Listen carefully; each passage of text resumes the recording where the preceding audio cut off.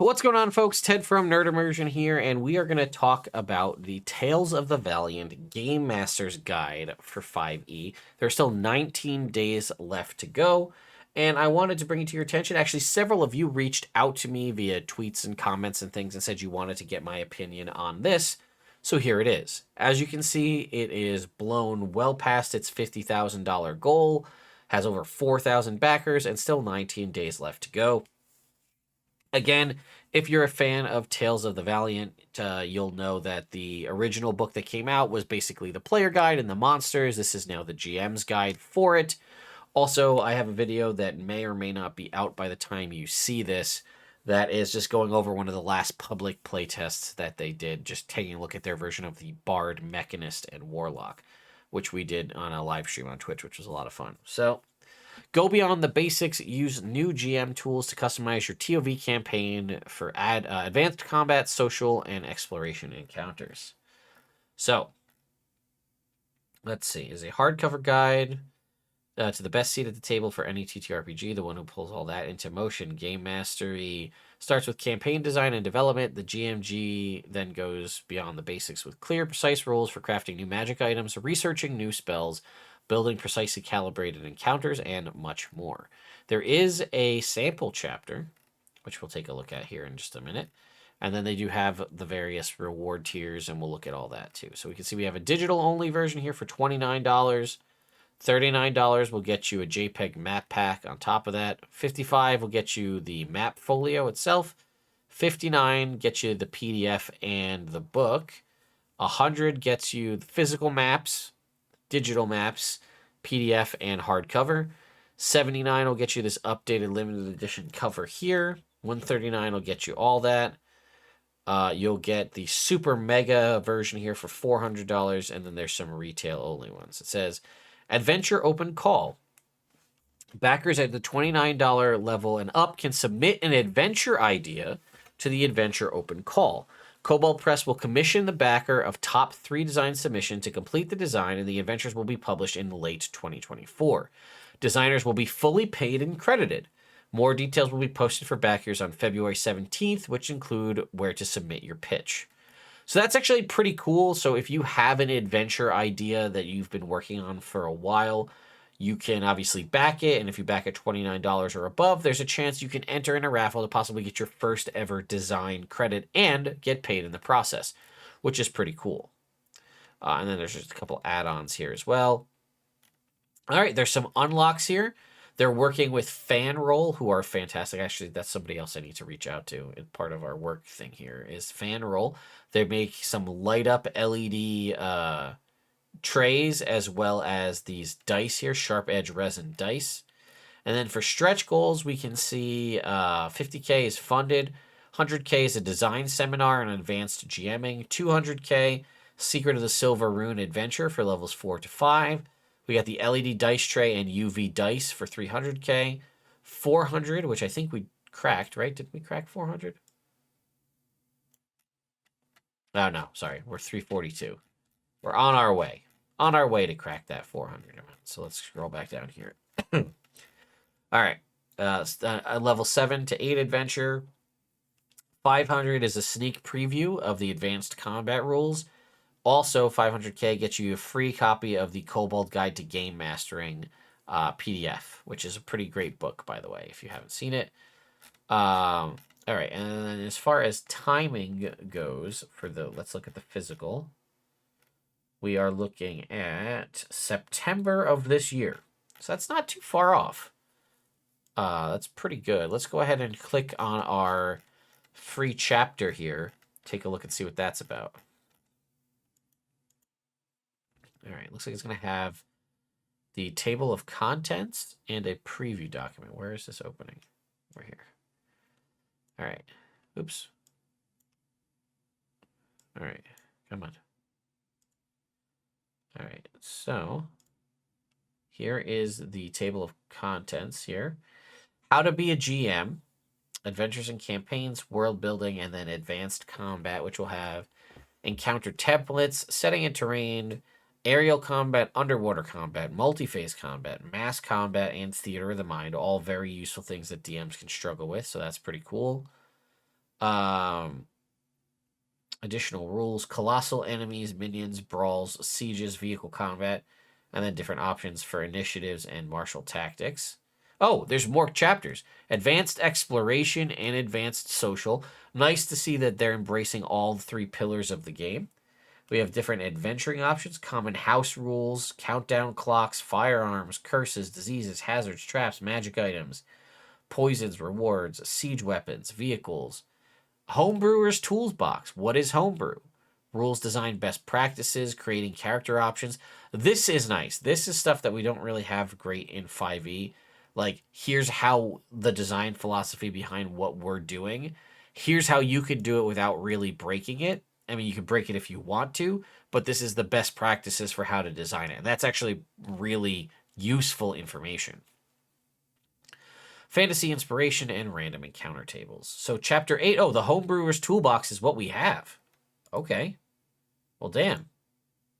Can we get this to be one page?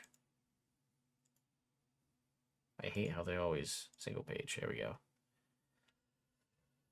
All right, monster templates. Monster templates are one of the more hands-on tools. Applying a template to a monster can reinforce a creature's role, such as coding them to serve as leaders or soldiers. I've said this for years. Templates are one of the things I miss the most from older editions, because if you have 500 monsters in your monster book and you have 5 templates, you've now increased that by 5 times the amount because you can apply that template to any monster in your monster book. I also know from talking to Celeste that she is also a huge fan of templates, which makes sense why this is being referenced here. So here's an undead template, right? Here's the skeleton template, right? So it tells you what can happen. It can be applied to any beast, giant, humanoid, or monstrosity with a skeleton. What does it do? It gives you all of these things, right? Changes it to undead, makes it vulnerable to bludgeoning damage and resistant to piercing damage. Has dark vision of 60 feet. Knows all the languages it knew in life, and then you're going to change these ability scores. This is a real template, by the way, folks, not like some of the stuff we have seen. We don't see a lot of them from Wizards of the Coast. This is legit where it tells you increase their scores by this, decrease their scores by that. This makes sense to me. Traits. While the skeleton remains motionless and prone, it's indistinguishable from an inanimate skeleton. It doesn't require air, food, drink, or sleep, and it is immune to poison damage, exhaustion, and the poison condition. It also gets the reaction counterattack, which recharges on a 6. When a creature the skeleton can see hits it with an attack, the skeleton can make one melee or ranged attack against the attacker. And then we have an example of a giant ape skeleton, followed shortly after there by a zombie template, showing a zombie owl bear is what we have here, right? So how to do that, what kind of changes they get. Then we have a lich dragon template, another fantastic option here, right? So not a Draco Lich, a Lich Dragon. When true dragons pursue lichdom, they undergo a distinct type of transformation. They gain a measure of power over magic like humanoid liches, but their true power comes from awesome abilities to summon and control hordes of lesser undead. Right? A Draco Lich is a different scenario. This is a dragon choosing to become a lich. So this is their stat block and the stuff that they get. And then there's an adult red dragon lich listed here. All right, so that's all we're getting in this is just templates. But if honestly, listen, I'll be honest, I'll be straight with you. Right? Am I a little biased? Yes. I love Cobalt Press. They believed in me when my channel was basically nothing, so I owe them a lot. I have a lot of friends that work at Cobalt Press, including the lead designer of Tales of the Valiant is a very good friend of mine. That being said, I openly call them out on their shit left and right. If I don't like something they're doing, I'm not afraid to tell them that I think it's lazy design or I would have done it this way, right? That's just who I am. And I'm not going to just give this immediate praise just because they're my friends. That being said, templates, and I know Celeste is great at designing monsters and stuff like that. That's like definitely one of her strong suits by and far. The templates in here look like what I want when I want to see a template. This is for me. Again, may not be for you, but I'm giving you my opinion. You're here watching that. So the templates are what I want a template to look like. They make sense. They do the things I want them to do.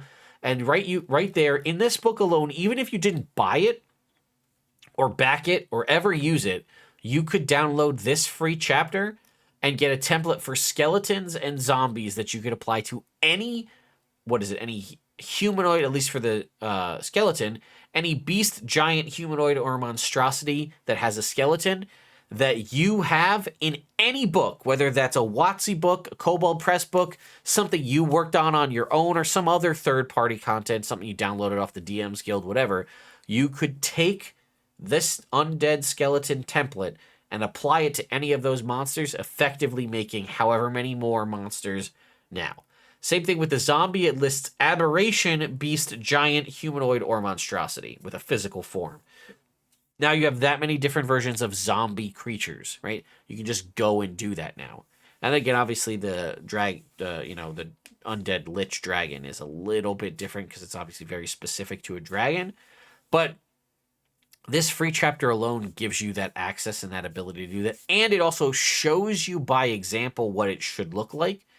So you could obviously go and look at the giant ape stat block and then compare it 1-to-1 with the giant ape skeleton stat block and see the difference and get yourself an idea of what, when you go to make a skeleton version of a creature, what the differences are. And that's ultimately what you want. And you know where you want to have that?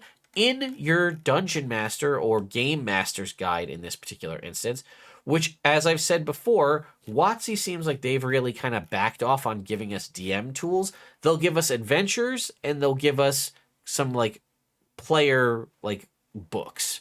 But they haven't really given us a great, there's a little bit of snippets of rules here and there in different books, but not a true Dungeon Master's Guide 2 or an update. Obviously, we're going to get the 2024 rulebooks, which seem like they're supposed to be a lot better. But this is doing things and addressing things that a lot of people have issues with. You want to talk about building a campaign? Let's talk about that. You're going to homebrew in your game? Of course you are. Everybody homebrews in their game. Let's talk about what needs to go into that to make it work still within this realm of what you want it to work like in your game, but also not have it completely destroy the foundations of the way the RPG and the rule set are written. So, I don't know. I think it's pretty good. I'll put a link in the description to the Tales of the Valiant Game Master Guide Kickstarter if you'd like to go pick up a copy for yourself. And again, don't forget, there's a chance that if you do back it and you have a really great adventure that you've written that you want to submit, you can submit it, get a design credit, and get paid on top of just getting this cool thing from the Kickstarter. Who knows, right? If the pay is good, is what I expect it to be, you might actually be able to back this thing. And if your adventure is good enough and you make it and get paid, it's basically like you didn't pay anything for it. So they paid you. Anyway, thank you all so much for watching, and I'll see you next time.